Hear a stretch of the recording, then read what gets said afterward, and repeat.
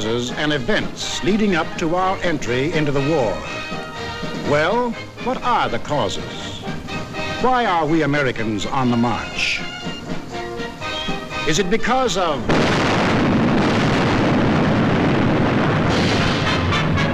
Pearl Harbor? Is that why we are fighting? Or is it because of Britain?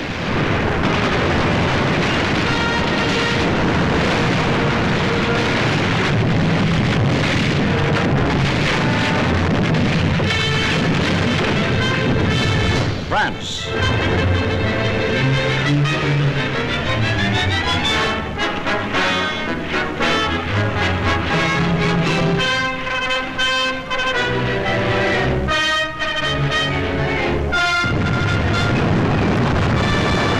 China.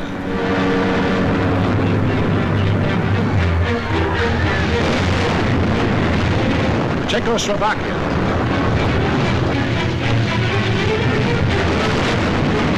Norway.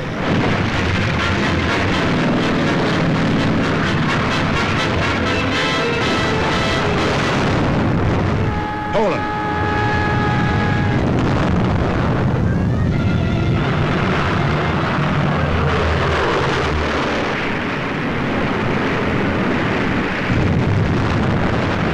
Holland. Greece.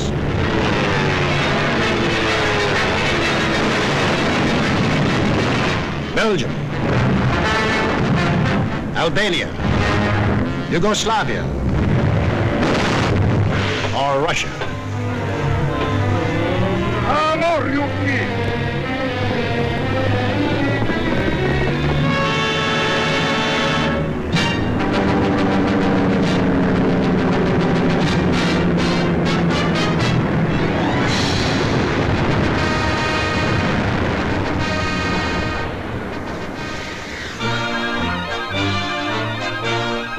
Just what was it made us change our way of living overnight? What turned our resources, our machines, our whole nation into one vast arsenal, producing more and more weapons of war instead of the old materials of peace?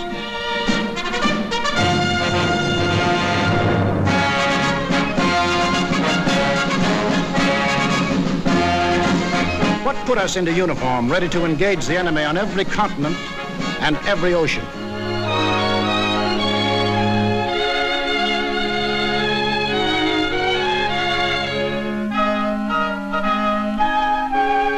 What are these two worlds of which Mr. Wallace spoke? The free and the slave. Let's take the free world first, our world. How did it become free? Only through a long and unceasing struggle inspired by men of vision. Moses, Muhammad, Confucius,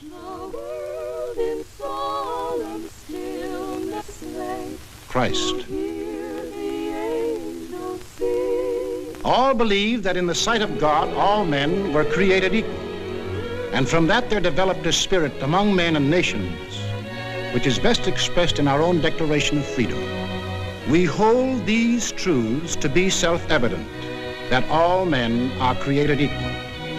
It is the cornerstone upon which our nation was built, and the ideal of all the great liberators. Washington, Jefferson, Garibaldi, Lafayette, Kosciuszko, Bolivar, Lincoln. Lighthouses lighting up a dark and foggy world. That government of the people, by the people, for the people, shall not perish from the earth. Fighting, living, dying. For what? For freedom, that for which men have fought since time began, to be free.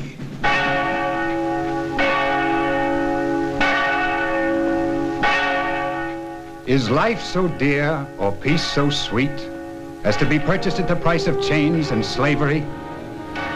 Forbid it, Almighty God.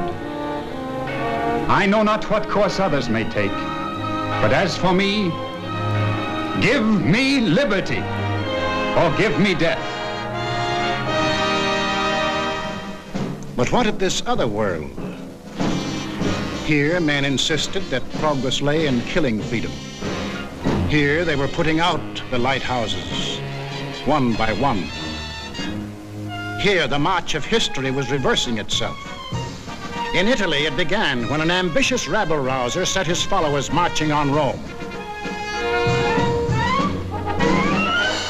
The country, like every other country after the last war, was torn by political unrest, hard times, unemployment. Two courses were available to the Italian people. They could solve their problems in a free, democratic way, or they could let someone else do the solving for them. They made the tragic mistake of choosing the second course. They put their trust and faith in this one man. They believed he represented them. Actually, he planned to betray them for the selfish interests of himself and the group back of him, just as he had earlier betrayed those who first supported him. In Germany, another and even more forceful demagogue set his followers marching from the Munich beer halls. He too had the sinister opportunity to take advantage of post-war chaos.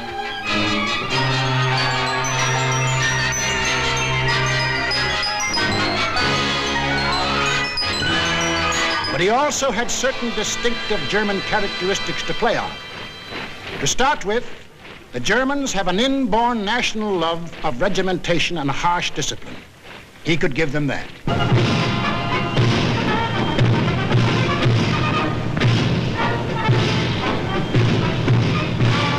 The German army, and through them the people, had never acknowledged German defeat in the last war and were anxious for revenge. That too he promised them. The wealthy and powerful industrialists were fearful of losing any of their wealth and power and were ready to back anyone who would retain it for them. He promised to take care of them too. This man cunningly played all these ends against the middle and ruthlessly set out to murder the newborn German Republic. In Japan, you expect things to be done a little differently. They were. Here, not one man, but a gang disguised their little schemes as the will of the emperor. And to the Japanese people, the emperor is God. Taking advantage of their fanatical worship of the god emperor, it was no great trick to take away what little freedom they had ever known. Yes, in these lands, the people surrendered their liberties and threw away their human dignity.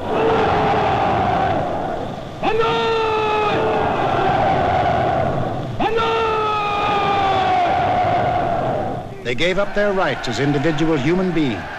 They became a part of a mass, a human herd.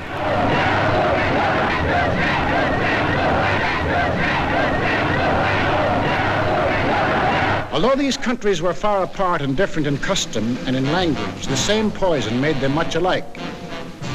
Each got a new uniform. In Italy, the new bosses wore black shirts. In Germany, the shirts were brown. In Japan, they hid behind the uniform of the army.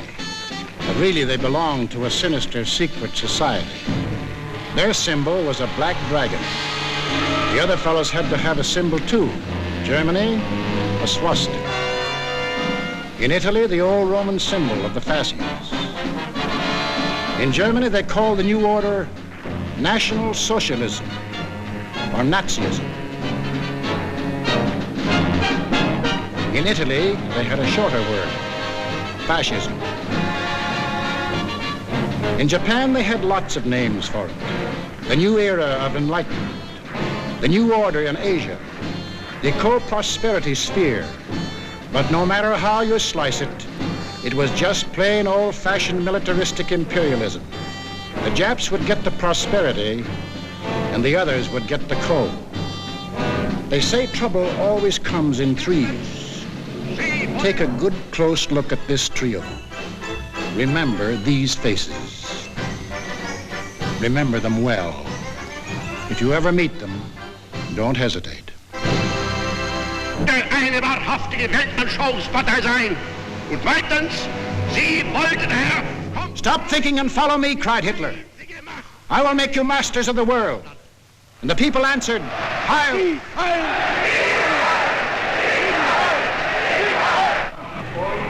Stop thinking and believe in me, bellowed Mussolini, and I will restore the glory that was Rome. And the people answered, Duce, Duce.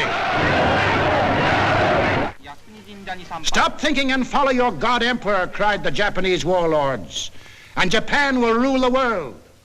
And the people answered, Banzai, Banzai. Each system was alike in that the constitutional law-making bodies gave up their power. The Reichstag in Berlin, the House of Deputies in Rome, the Diet in Tokyo. And these elected representatives became collections of stooges, rubber stamp organizations.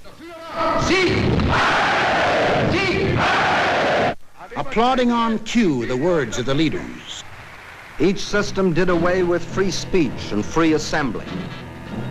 Each system did away with a free press and substituted a press controlled by the party. Through their ministries of propaganda, each took complete control of the theater, the movies, the radio. Every cultural activity and every channel of information was controlled by the most important members of the party. Each did away with free courts and trial by jury, and substituted courts and judges run by the party. Each abolished labor unions and the rights of bargaining for wages. Fertig machen zur Meldung! Achtung! Abteilung 6, 310 mit 1-3-114 beim Grabenbau. Danke. Heil! Heil! Lassen Sie weiterarbeiten. Weiterarbeiten! And under the pretext of patriotism established a system of forced labor. Each enforced its decrees by an army of secret police who held the power of life and death over every individual. And for the few who still believed in freedom and said so, there was a ready answer.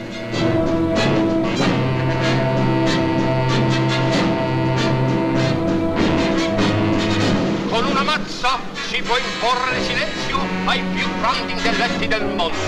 The greatest intellect in the world can be silenced with this. That is an exact translation of the words these black shirts cheer so lustily. Sage nur so viel, wenn ich das Wort Kultur höre, dann greife ich schon nach meinem Revolver.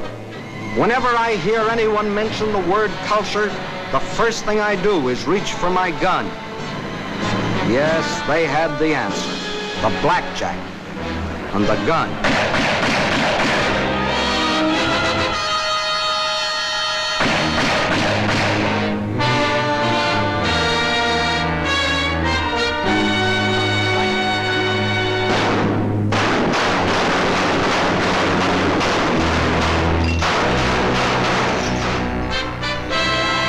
In Italy, they did it different.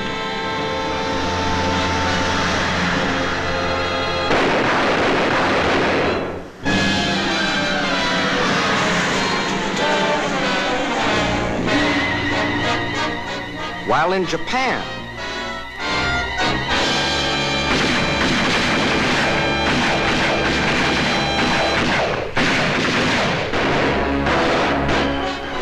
to their names can be added those of hundreds and thousands of others who stood in the way of the new order. Finally, there is only one obstacle left.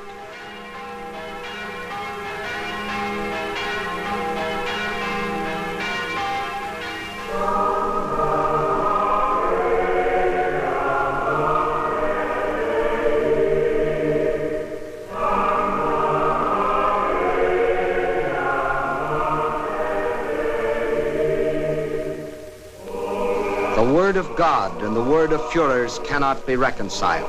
Then God must go.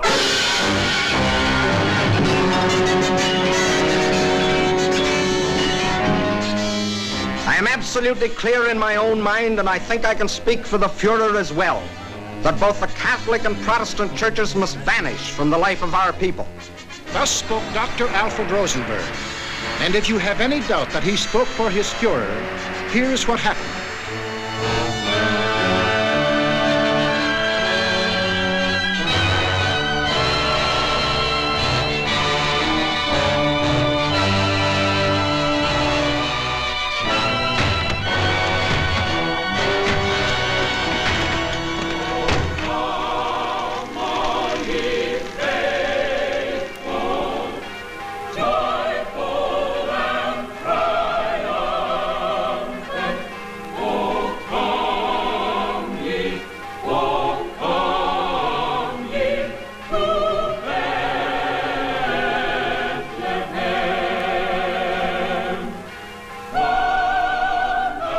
thousands of other men of God, Protestant, Catholic, Jewish, were persecuted, arrested, confined in concentration camps. Our Führer is the intermediary between his people and the throne of God. Everything the Führer utters is religion in the highest sense. It is only on one or two exceptional points that Christ and Hitler stand comparison. For Hitler is far too big a man to be compared with one so petty. Every day in all German classrooms, Adolf Hitler ist unser Retter, unser Held, der edelste Führer auf der ganzen Welt. Für Hitler leben wir und wir sterben gerne wir. Für den Führer bis zum Tod, denn er ist unser Gott.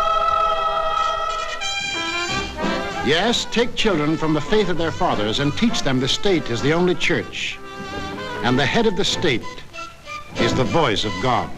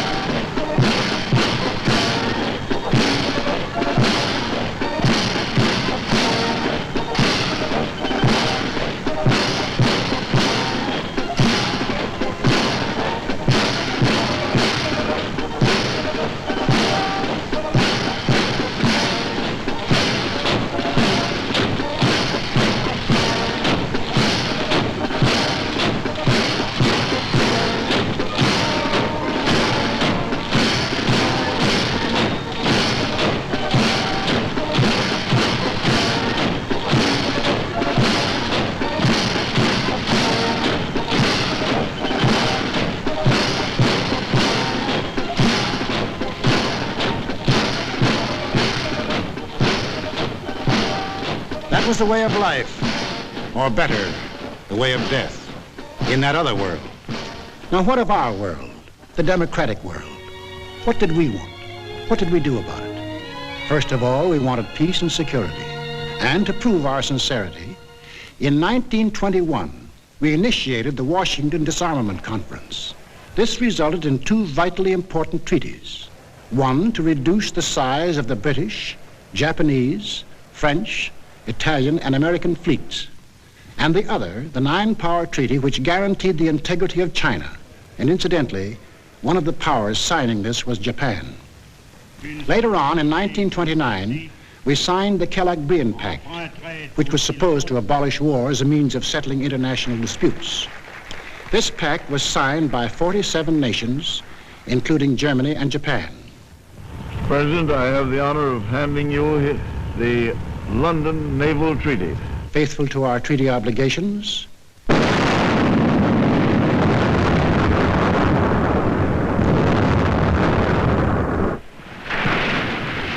we scrapped more than 60% of our naval tonnage, and our army was reduced to a standing force of 136,000 men, smaller than that maintained by the little state of Romania.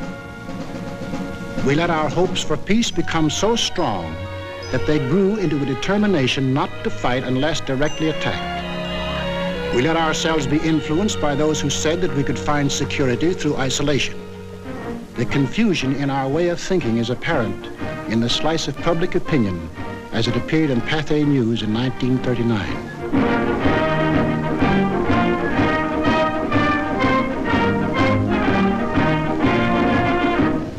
Another war, not for me. This time America should keep out, and I know I will. If war breaks out in Europe, I think that this country should heed the advice of its first president and avoid all foreign entanglements. I haven't the slightest idea of European affairs. In the event of war in Europe, I think we should stay out of it entirely. And all our efforts should be made to keep out of the fight. Let Europe fight her own battles. They mean nothing to us. We should mind our own business. By all means, no. Yes, fight. No. No. Yes. If my country calls, yes. No. We simply did not want to understand that our individual and national problems were, and always will be, dependent upon the problems of the whole world. And we had individual and national problems to worry about, plenty of them, just as Germany, Italy, and Japan had. But we faced them in a democratic way. We passed laws to give working men a chance to improve their lot. We established an insurance program for those without jobs. We began to give old folks protection against want and hunger. We organized the CCC to provide our young men with healthy and useful employment. A federal works program came into being and changed the face of our nation with new roads, bridges, schools.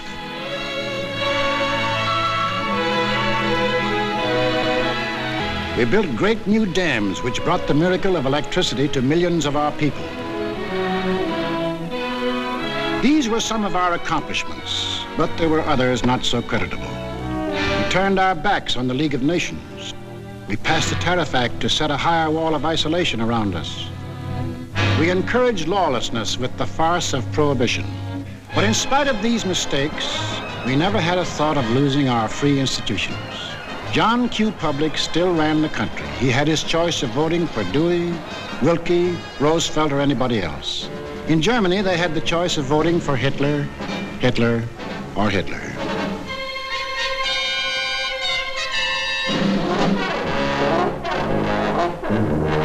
Over here, John Q. still read what he pleased. And although he heard of books being burned in other countries, he would have laughed if anyone had told him his books would ever be burned.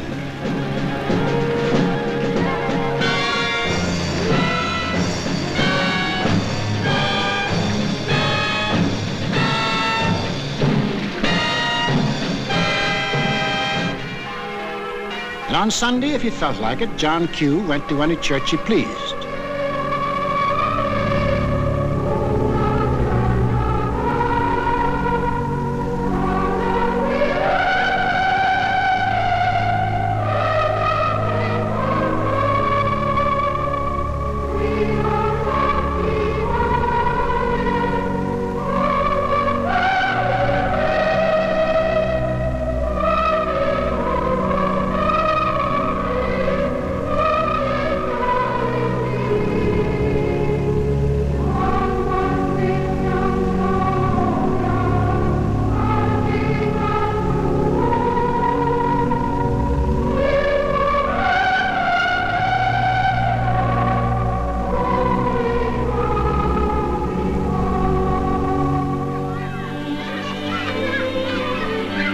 most of all, he got a kick out of seeing his kids grow up.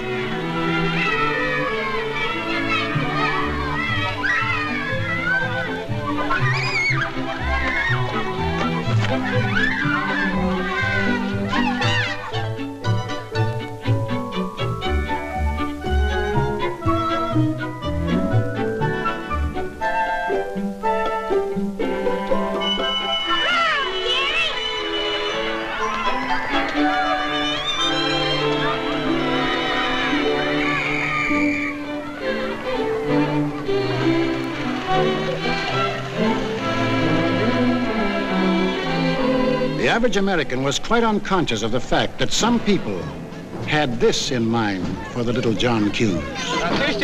Viel mehr, Jung. Wollt ihr auch so da?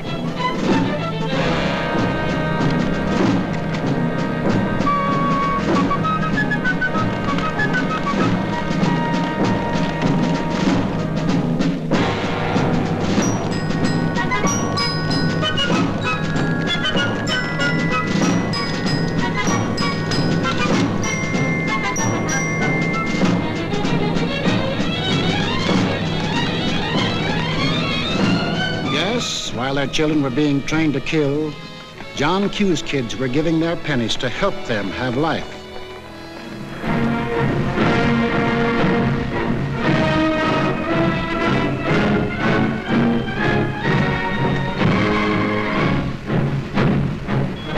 And when we saw these men in the newsreels, quite often we laughed.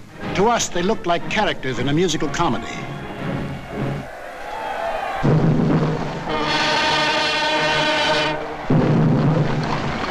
But they weren't comic. They weren't funny. They were deadly serious. They were out for world conquest. And what made it doubly serious was that there were 70 million Japanese, 45 million Italians, and 80 million Germans, all hopped up with the same idea. Sie sagen, deutsches Volk, hilf dir selbst. Jeder soll helfen. Their leaders told them that they were supermen. Herrenvolk, the Nazis called it. The master race, destined to rule all other peoples on earth. Take a good look at these humorless men. These were to be the rulers of the ruling race. Leben, auch ihr bürgerliches Dasein ist gesichert in diesem nationalsozialistischen Staat. Obey us blindly, and you will attain your rightful place in the world. All other people will be your slaves. That's what they promised them. That Americans, Chinese, Russian, South Americans, all free peoples would work for them and make them rich. And how they ate it up.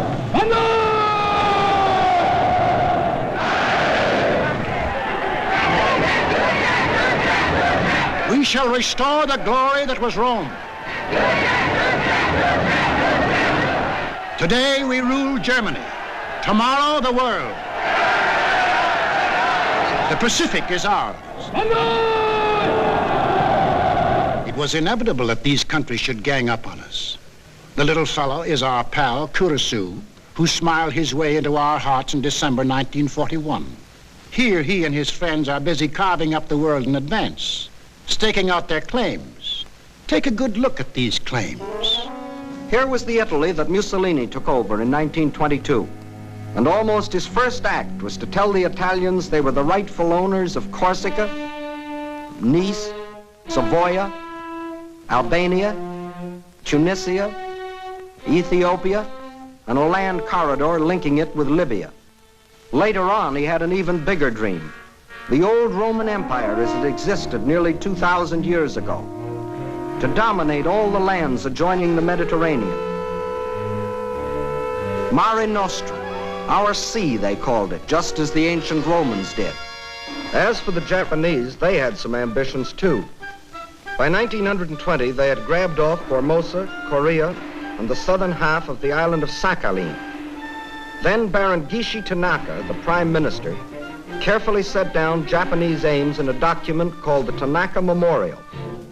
It was presented to the emperor July 25th, 1927.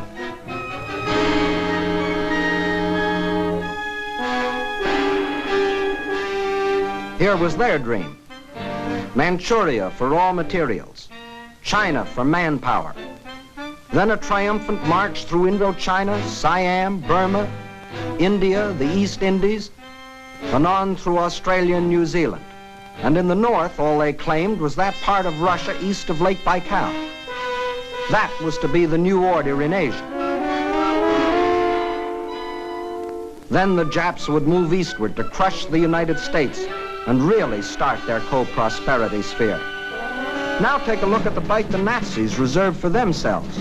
Here's the Germany Hitler walked into, and here's what he wanted. First, Europe under his complete political or economic control, leaving Mussolini a share of the loot if he behaved himself. Then the drive to the east, through the rich oil lands of Iran and Iraq, into India. Another push south through Africa.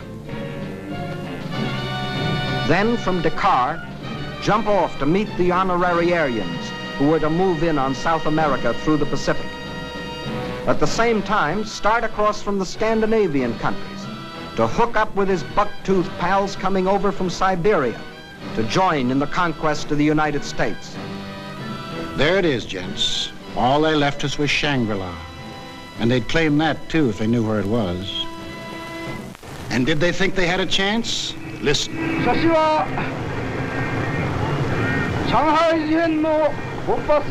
When war comes between Japan and the United States, I shall not be content merely to occupy Guam, the Philippines, Hawaii, and San Francisco. I look forward to dictating the peace to the United States in the White House at Washington. Yamamoto wrote those words on January of 1941. Yes, the conquering Jap army down Pennsylvania Avenue.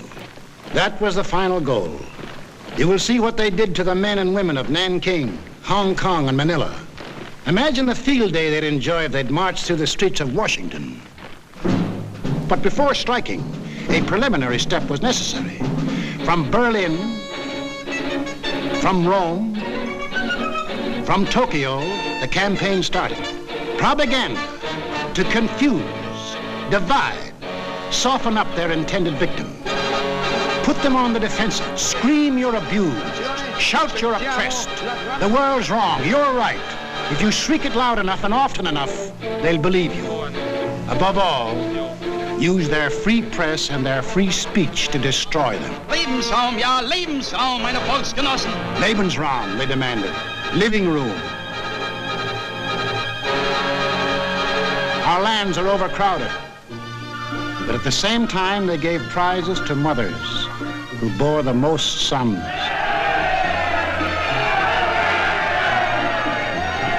They brought together large groups of young men and young girls for human breeding. Read what one of their leaders wrote.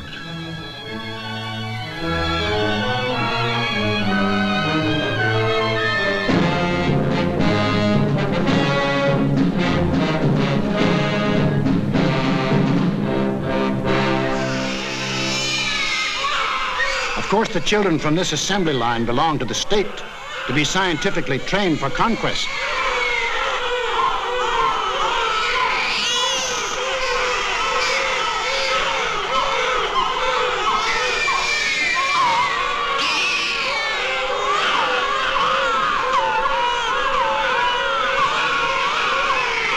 Another howl was the lack of raw material.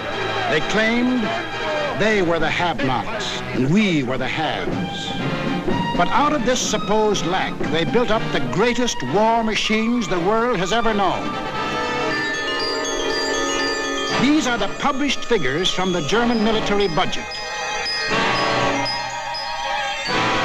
Actually, between 1933 and 1939, Hitler's program of rearmament cost more than $80 billion. The Nazis alone assembled a striking force of 30 panzer divisions, 70 motorized divisions, 140 infantry divisions, plus the Luftwaffe, the world's largest air force. And they had no raw materials. Think of the bread, the automobiles, the good things of life that the German, Italian, Japanese leaders might have given their people if they had spent this money for peace instead of war. You know what billions we are now spending to match their military force? No. No, these arguments were all smoke screens.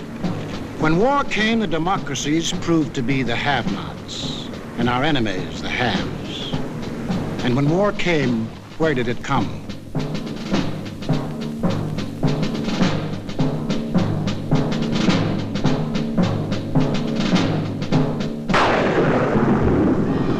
Remember that date, September 18th, 1931. A date we should remember as well as December 7, 1941. For on that date, in 1931, the war we are now fighting began. The place was Manchuria, the northernmost province of China, 6,000 miles from San Francisco. Manchuria, the first objective in the Tanaka Plan. By September 18th, the Japanese, who by treaty patrolled the southern Manchurian Railway, had secretly and illegally increased their garrisons. On the Korean-Manchurian border, an entire Japanese army was assembled, conveniently equipped for a winter campaign. All they needed was an excuse. They made their own. At 10:30 that night, just after the Mukden Express had passed by, a section of track was dynamited, causing damage to one rail and two fish plates. Japan's honor had been violated. Within half an hour, the Japanese railroad garrison launched a coordinated attack on the barracks of the sleeping Chinese army at Mukden. The slaughter was appalling. By midnight, the conveniently placed Japanese army poured across the Korean border, and the first open act of aggression, the invasion of Manchuria, was on. In 4 days, they had occupied the whole of southern Manchuria, and shortly after, the whole country. Manchuria became Manchukuo, a puppet state with an obedient stooge on the throne, Henry Puyi, a weakling whom the Japanese had prepared for the job with 7 years of women and song. In Washington, Henry L. Stimson, then Secretary of State, now Secretary of War, sent out a blistering denunciation of the attack. The League of Nations sent a committee of 5, headed by Lord Lytton and including our own General Frank McCoy, to Manchuria to investigate. In October of 1932, the committee issued its report. We found that the Japanese occupation of this large part of China was not justified on the ground of self-defense, and that the new state which had been set up was a Japanese protectorate rather than a genuine case of Manchurian self-determination. Shortly after, the League condemned Japan as an aggressor nation. À son Excellence, Monsieur Matsuoka, délégué du Japon. I call on His Excellency, Monsieur Matsuoka, delegate of Japan.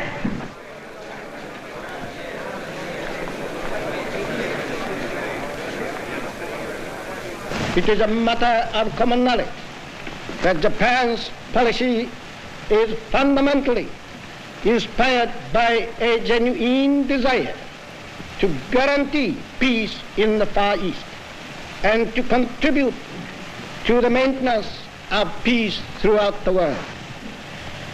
Japan, however, finds it impossible to accept the report adopted by the Assembly. In answer, the Japanese delegates, knowing there were no guns behind this condemnation, smiled, took up their briefcases, marched out of the League. Northern Manchuria was dead. Collective security was dead. The green light had been given the aggressors. We and the rest of the world knew that these aggressors should be stopped and punished.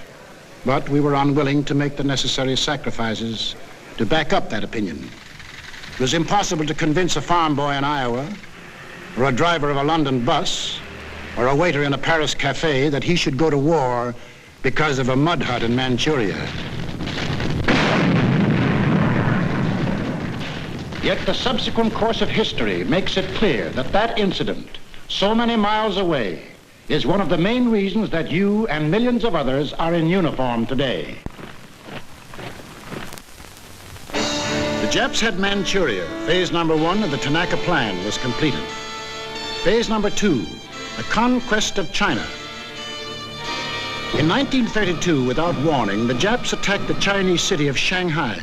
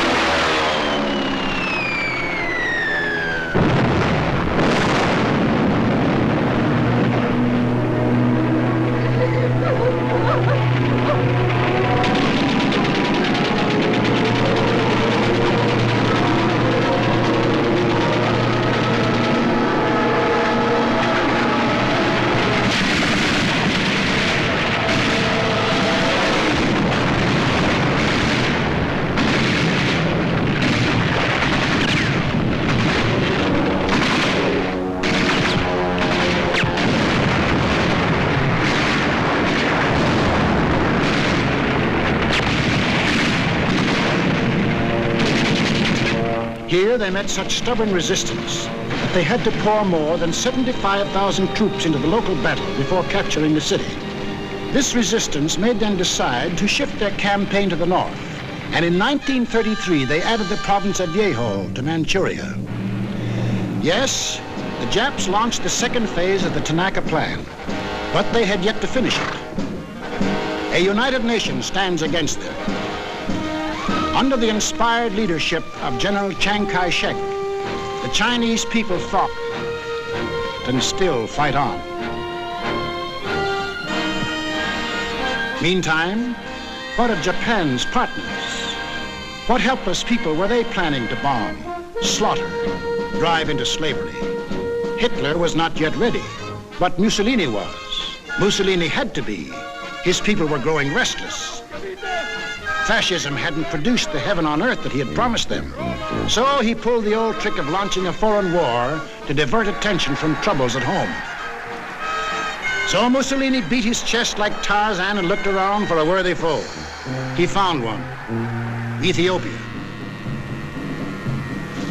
A good country for the beginning of a glorious empire. Its army had no machine guns. Its army had no tanks. Its army did have an air force, exactly one old airplane. One airplane against a nation which had developed the new theory of total air war, of the blitz which would wipe out cities, destroy civilians, men, woman, and child. In October of 1935, following the Japanese example, an incident was provoked at the little settlement of Wall near the border of Ethiopia and Italian Somaliland. Italy's honor had been violated. Refusing any arbitration, Mussolini moved the whole might of his army through the Suez Canal to overrun the undefended country. Ethiopia's emperor, Haile Selassie, appeared before the League of Nations.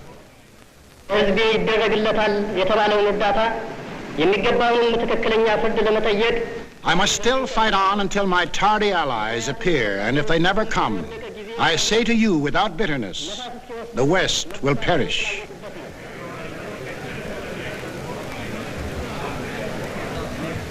Members of the League half-heartedly stopped trading with Italy, but refused the only thing that will stop any aggressor: force. Ethiopia was left to herself. Native leaders came to pledge their allegiance.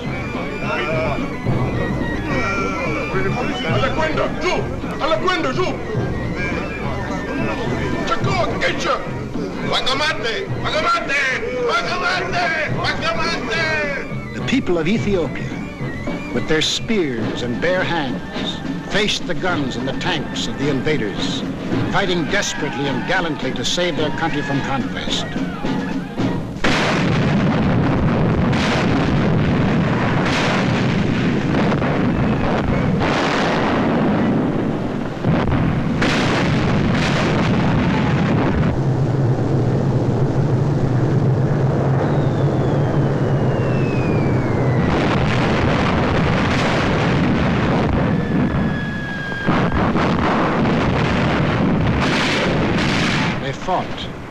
And they died. But in the end, there could be but one result. Might triumphed. Italy conquered Ethiopia. Many of our elected leaders warned us of danger. Without a declaration of war and without warning or justification of any kind, civilians, including vast numbers of women and children, are being ruthlessly murdered with bombs from the air. But we were still hypnotized by the fact that two broad oceans stood between us and the rest of the world.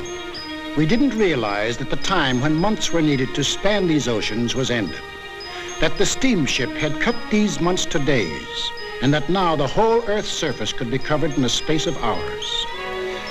Yes, we were a nation that wanted peace. But we hadn't yet learned that peace for us depends on peace for all. Nobody would run the risk of war because of some mud huts and barren plains in Ethiopia, any more than we would run the risk for some similar huts and plains in Manchuria. Correctly interpreting our attitude, the aggressors were all the surer that they could get what they wanted. Japan had started on her march of conquest. Italy had begun her new empire. And now the third gangster. What about him? We'll take him up in our next film and show how he joined his partners and put in his bid. For this is what we are fighting. Freedom's oldest enemy. The passion of the few to rule the many. This isn't just a war. This is a common man's life and death struggle against those who would put him back into slavery. We lose it, and we lose everything. Our homes. The jobs we want to go back to, the books we read, the very food we eat, the hopes we have for our kids, the kids themselves. They won't be ours anymore. That's what's at stake. It's us or them. The chips are down. Two worlds stand against each other. One must die, one must live. 170 years of freedom decrees our answer.